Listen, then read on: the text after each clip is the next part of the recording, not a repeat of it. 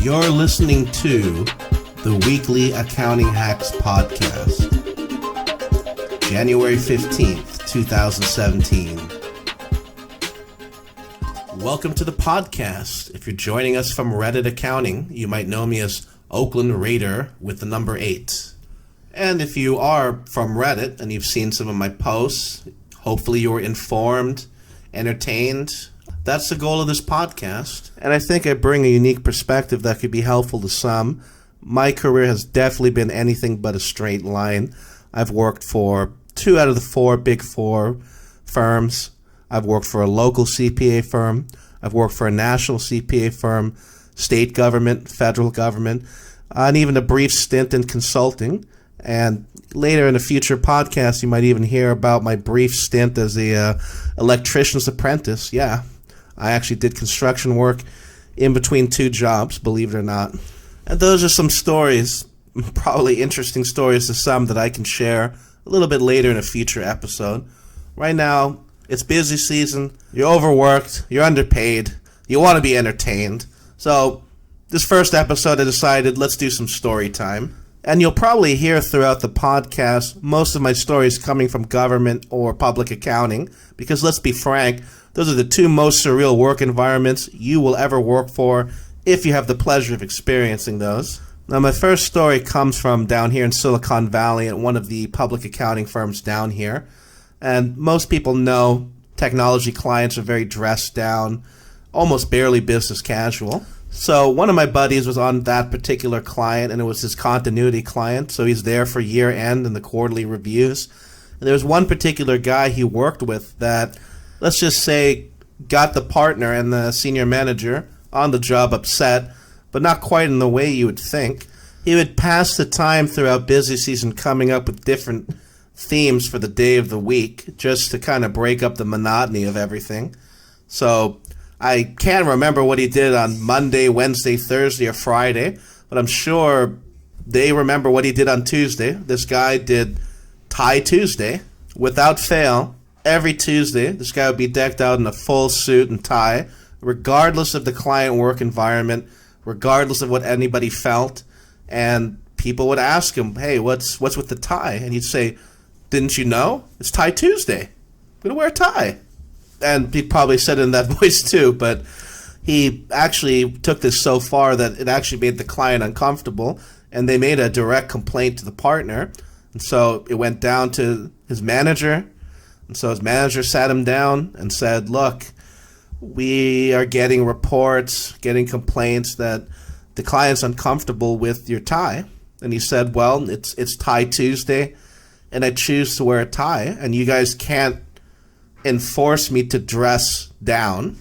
He actually stood up to his manager and said, I'm going to wear a tie on Tuesday because it's Tie Tuesday, and you can't tell me to dress down. And this naturally progressed to the senior manager, and relatively the same thing happened. It went all the way up to the partner, and the partner called him into his office and basically told him, you're making our client uncomfortable, and I want you to change. I want you to eliminate Tie Tuesday. Now, I don't know exactly what the partner said to this guy, but what I do know is the guy put his foot down and said no. Whether he said he's going to complain to HR or he's going to make it a capital issue, he said, I'm going to continue to wear a tie. And he did for a long period of time until he finally quit and got an industry job and moved on. But somewhere out there in Silicon Valley, there's an accountant, there's a CPA who is Mr. Tie Tuesday. That's basically the first story. The second story I have is actually about a guy who had an internship, went through it, became a first-year associate, and worked for a particular senior manager that I worked with during my Big 4 time. And this kid was so into fitness, he talked to his senior and his manager on the job about keeping up his workout schedule. Yeah, during busy season. I mean, it's not really possible at some point. So this kid would routinely leave work around, I want to say like 5 p.m. or 6 p.m., around the time some of the team would grab dinner. He'd work out and get dinner, and he wouldn't return to the job until, I want to say like 8 or 9 p.m. sometimes. And of course, this naturally pissed off the senior and the manager, and the senior would ask him, "Wait, where have you been?" And he'd say, "Well, I got a workout in, got dinner in," and I'm sure there's discussions about, toning down his workout routine and maybe only doing it 2 or 3 times a week. But for whatever reason, the senior had difficulty controlling this guy. So it actually degraded it to an even worse situation where I assume this guy entered DGAF mode. He just didn't care.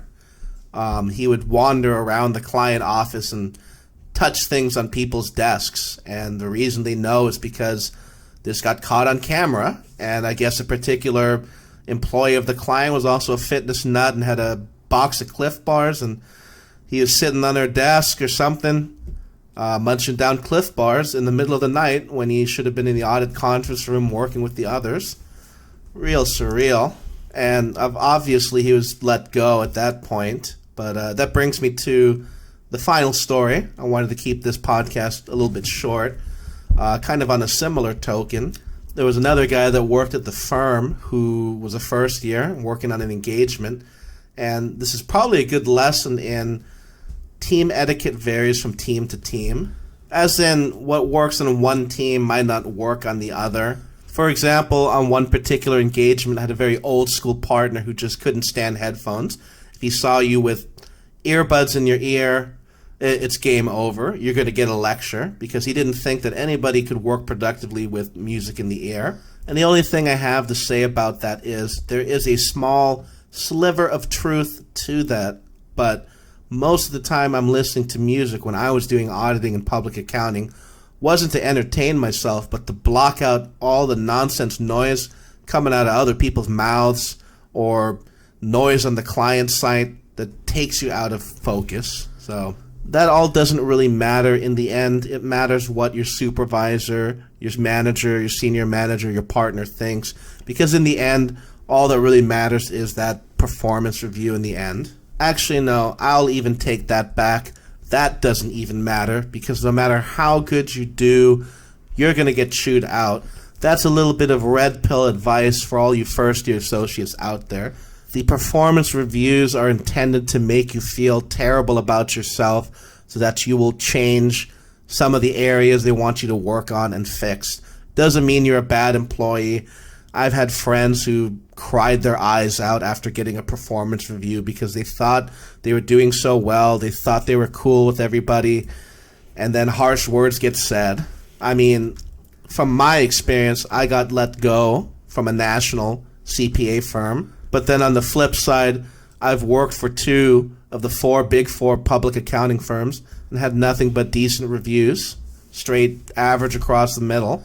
And that kind of segues perfectly into the story. So there's an associate working on some particular audits at this firm who would always carry Beats by Dre headphones. And while that's not particularly unusual in itself, it is a little bit disruptive to carry those big headphones to an audit. But it wasn't even the headphones themselves. It was the manner in which he transported those headphones. And the manner in which he transported those headphones were in a Crown Royale bag. Let's just pause and imagine that. Crown Royale bag. Beats by Dre headphones. So this guy kind of worked for an old school partner too. Probably a partner who's not really hip to technology. It's just a combination of factors. It wasn't probably just the Beats by Dre headphones. Let's be real, this guy was a terrible auditor at the time. There is an epilogue to the story. But he would also bring an enormous CRT monitor with him. Now remember, this is kind of back in the days, so while there were LCD monitors, not everybody owned one, and the firm wouldn't always provide you one if you're a field auditor. So this guy brought his own CRT monitor from home, so he could go into dual monitor mode. So just imagine this 6'4", kind of frumpy looking guy, untucked dress shirt, wrinkled, unironed. He's got a big ass CRT monitor on his desk, Beats by Dre headphones on his ears, blasting dubstep, and a Crown Royale bag slumped in the corner or whatever. This guy was a mess. He's also a terrible auditor, so they basically put him on a performance improvement plan. He didn't perform, and the firm actually had to go to the extent of firing him. So some of you might be asking, what happens to me if I'm on the verge of getting fired? Well, the first step is you get put on a performance improvement plan for which you have to improve whatever they're asking you to improve, right? And very commonly, this is just a way to get rid of people, and there's not really that much intention of keeping you around, even if you pick up the slack, although I know just a handful of people who got off performance improvement plans and stayed at their respective firms. It's a little bit rare. It's kind of a warning shot that says, hey, you're on thin ice, get out of here. And most people take the hint and find a new job. But for those who go through the performance improvement plan, they gradually notice that they're on unassigned time more and more and more, up until the point that the firm lets you go and gives you the pink slip. They just don't want to go through the trouble of actually firing you or giving you the recourse of unemployment. Jeez, right?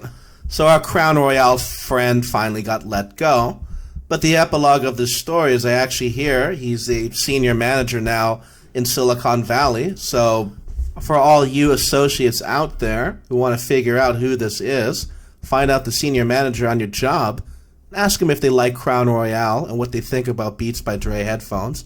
You might be surprised by the answer you get. And that's all the time we have for this week. Next week we'll dive into some topics, maybe those submitted on Reddit, and I hope all you guys out there can give some feedback about the podcast. I'm a total amateur. It's going to get better. There is a void to fill. Thanks for listening.